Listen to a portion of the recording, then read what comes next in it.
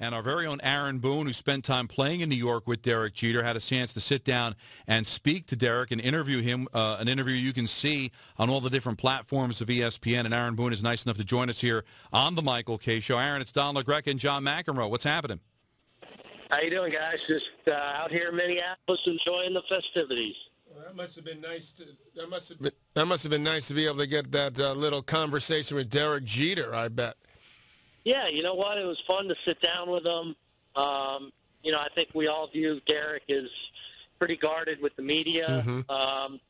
But I get the sense that he's enjoyed this season. I think he's enjoying and kind of trying to soak everything in. I think he's enjoying his experience here at the All-Star game again, and I think all the tributes that have gone out that he's experienced some of, obviously more to come in the second half, the different creative ways teams have taken to honor him. I think they've been enjoyable for him, and it's good to see him enjoying it. I think what surprised us when he made the announcement, Aaron, before the start of the season is he doesn't look like someone who seeks attention and would like all those pregame ceremonies and all that attention on him. How has he handled, this day and yesterday, getting ready for knowing that there's going to be a game where, let's face it, most of the eyeballs watching are going to be to see him? Yeah, I think part of it's very uncomfortable for him because you're right. I don't think he's that guy at all. I don't think he necessarily loves the attention, but I think he also feels the responsibility, and I think he's very appreciative of it all, and that people are paying attention, and I think he feels like, he does owe something to kind of get this right, and he understands that, even though it's him, it's in a way bigger than him, and he needs to take part in allowing these tributes and stuff to go on. Did you get any inkling from Derek about what they may be doing tonight for him? You know what? I did not. We've kind of been speculating all morning. Obviously, we saw last year with how they handled the Mariano situation, a little bit different in that it was in New York, so it was a little more obviously close to home. I'm sure it's going to be a great moment. We've been looking back at the Cal Ripken's last game, Mariano's last year, obviously, Chipper Jones a couple years ago, but I would imagine it'll be one of the really great all-star moments, something memorable, and hopefully, and I would expect that they get it right, and that, the city of Minneapolis and the Twins fans are going to be the beneficiaries of a memorable all-star moment. Talking to Aaron Boone, former Yankee, and now working for us here as a baseball analyst on ESPN. Had a chance to interview Derek Jeter. You can see it on all the different platforms of ESPN. He's in Minnesota for the All-Star game. Derek's not one to cry. Like, Mo was a crier. So you saw that he was getting emotional. I can't see Derek Jeter breaking down. Can you?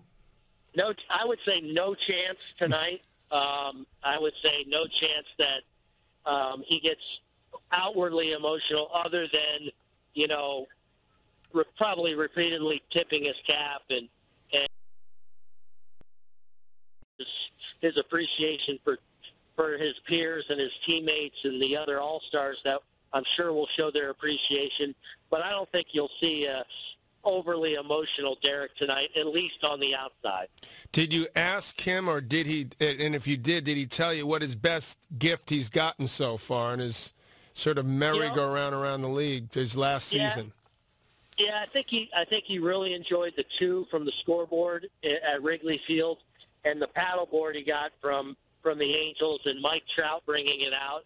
And I thought it was cool that Mike Trout's kind of been involved. There's been a lot of talk around here about kind of the passing of the guard. Mm-hmm. Like Derek Jeter obviously been, if not the face, certainly one of the faces of baseball for the last 15, 20 years, and now possibly kind of passing that mantle on to Mike Trout.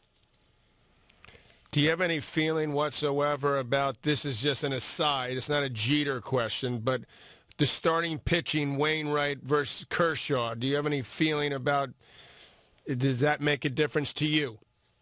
No, I thought it was the right decision. I thought it was here's where I come down on it. Kershaw's the best pitcher in the world right now. I don't think there's any real debate on that. But it's hard to argue with the season that Adam Wainwright's had. He's had obviously been the ace of a great Cardinals team for the better part of a decade, and he's arguably having his best year. And I think when you stack up the numbers, Wainwright has made more starts because, remember, Kershaw missed almost a month of the season. So he missed 5 or 6 starts in there. So as dominant as Clayton's been, I think it was the right choice. And for Matheny, obviously the Cardinals manager, the chance to kind of reward his player, I don't think anyone should or does have an issue with it. Don, I just figured it out. Okay, they asked Jeter because he may only be up for, who would you rather face, Wainwright or Kershaw? Hey, I might go with that on the air tonight. Yeah, right? There's a scoop. See, we need the splits. Maybe he does, even though he probably hasn't faced either of them a whole bunch, maybe the splits do say that he can hit Wainwright a lot better. Great job with the interview, Aaron. Enjoy the night, and we'll talk to you soon.